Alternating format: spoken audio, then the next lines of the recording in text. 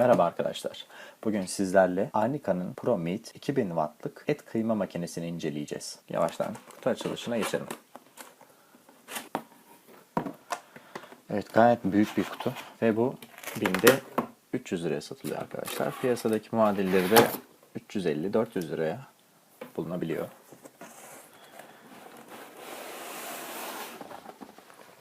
Ana gövdemiz bu. Şunu da alayım. Büyük kutuda başka bir şey çıkıyor mu? Evet, büyük kutuda başka bir şey yok. Şunu alalım. Makinemizin kendisi burada. Çıkarması gerçekten biraz problem. Çıkartmayalım diye yapmışlar sanki. Güzel paketlenmiş. Evet. Ana gövdemiz, motorun bulunduğu bölüm burası arkadaşlar. 2000 watt grande yazıyor. Büyük boy. İçli köfte, kıyma ve sosis resimleri de var zaten. Görürsünüz fotoğrafları daha doğrusu. Burada 3 tane buton bulunuyor. Hepsine tek tek bakacağız zaten. Burada sıkıştırma vidası var. Bunu da göstereceğim. Evet, alt tarafında da 700 wattlık çekiş gücü, 2000 wattlık motor olduğu gözüküyor. Yanlış bilmiyorsam eğer. Ayakları vakum etkisi yapacak şekilde tasarlanmış. Bu çok hoş olabilir kullanım esnasında kaymaması için. Şuraya da kabloyu sararak ve fişi şuraya uzan bir şekilde sokarak kaldırabiliriz. Bu gövdeden başka şurası var arkadaşlar. Burada da aparatlarımızın saklama bölümü var. Burada sanırım büyük boy. İçindedir büyük ihtimalle o şey. Diğer parça. Bu içli köfte için bir aparat. Bu da sosis için veya sucuk için ayrıyeten bir aparat. Şimdi incelemeye geçmeden önce bir de bakın biraz zor kayıyor hatta.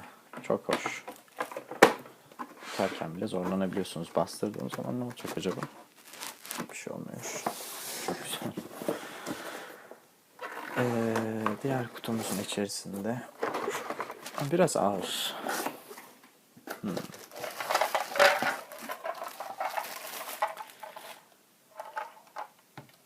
Evet, bunların ne olduğunu anlamadım. Bakacağız. Bu etin koyulduğu hazne şuradan kaydırarak içine sokuluyor. Esas parçamız burada sanırım. Evet. Aynen öyle. Buradan kurtulalım.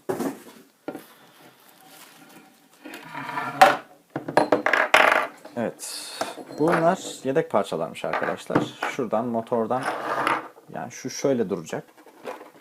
Bunu böyle soktuğumuz zaman güç aktarımını buradan alıyoruz. İçerideki dişliğe gönderiyor. Yani bunlar da bunun yedeği. İçerisinde zaten belki gözükür. Ya zor gözükür büyük ihtimalle. Bir tane vida var. O vida da şuradan giriyor zaten.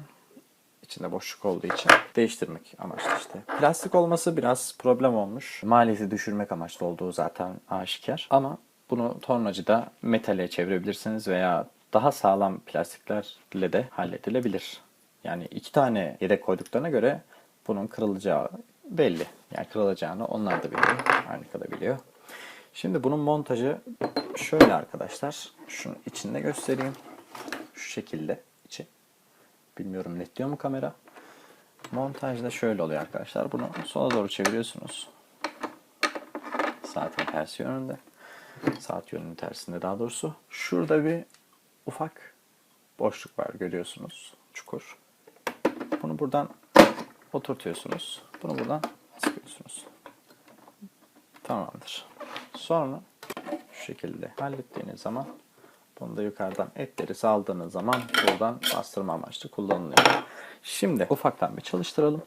İncelemesini de kurbanda yaparız büyük ihtimalle. İnternetteki araştırmalarıma göre bu kısmı çok titiz bir şekilde yıkamanız gerekiyor arkadaşlar. Çünkü etler beklediği zaman parazit yapabilir ve bu insanları ciddi şekilde zehirleyebilir. Bu yüzden bunları çok güzel yıkamak gerekiyor. Fakat bunu elde yıkamak gerekiyormuş. Bulaşık makinesine attığımız zaman bu sararabiliyormuş, renk atabiliyormuş. Ha bir de çalıştırmadan önce şu iç kısmı göstereyim size.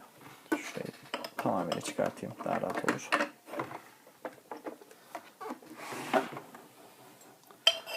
İç kısmı da şöyle arkadaşlar. Bu ağır gerçekten. Yani 1 kilosu rahat var bunun. Bu kadar ağır olacağını beklemiyordum. Bu tamamen metal. Paslanmaz çelik olması gerekiyor. Bu ince aparat. Bu bıçak. Bu bıçak çift taraflı arkadaşlar. Yani şurada da bıçak var.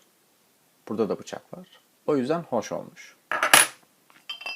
Bu da aktarma organı. Gayet basit aslında. Pek de bir şey yok. İç tarafı da yivli duruyor. Güzel ama kullanmadan önce dediğim gibi iyice bir yıkamak gerekiyor ve maalesef elde yıkamak gerekiyor. Biraz uğraştıracak. Şimdi bir bu başlık var ince. Bir de diğerini göstereyim. Diğeri de daha kolay bir başlık. O da böyle oturtulabiliyor tabii ki. Ama şimdilik inceyi koyayım. Öyle kullanalım. Tekrar kapatıyoruz. Bunu sıkı bir şekilde kapattığımıza emin olmalıyız tabii ki kullanmadan önce. Tekrar sokuyoruz. Bunu buradan sıkıyoruz. Düzgünce sıkıyoruz ama. Çok da sıkmamak gerekiyor tabii ki. Dişlerin atmaması için. Böyle koyuyoruz. Şimdi çalıştıralım bakalım. 3 tane buton vardı dediğim gibi. Bunları alayım. Bir tanesi şu şekilde. Ses biraz fazla duyduğunuz gibi.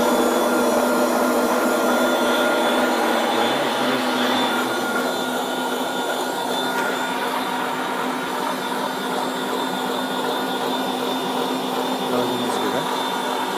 Durdurmak için kırmızı butona basıyorsunuz. Sonra tabii ki duruyor. Sonra şuna bastığınız zaman geri alma butonu bu. Zaten burada da görünüyor. Buna bastığınız zaman da tek bastığınız zaman yani bastığınız süre boyunca dönüyor maalesef. Bastığınız süre boyunca dönüyor. Bıraktığınızda duruyor ama bu otomatik. Kırmızıya basana kadar dönmeye devam ediyor. Evet arkadaşlar, Arnica ProMeat 2000 wattlık et kıyma makinesi incelememizden, daha doğrusu paket açılışında bu kadardı. Detaylı inceleme videosuyla buluşmak üzere. Hepiniz hoşça kalın.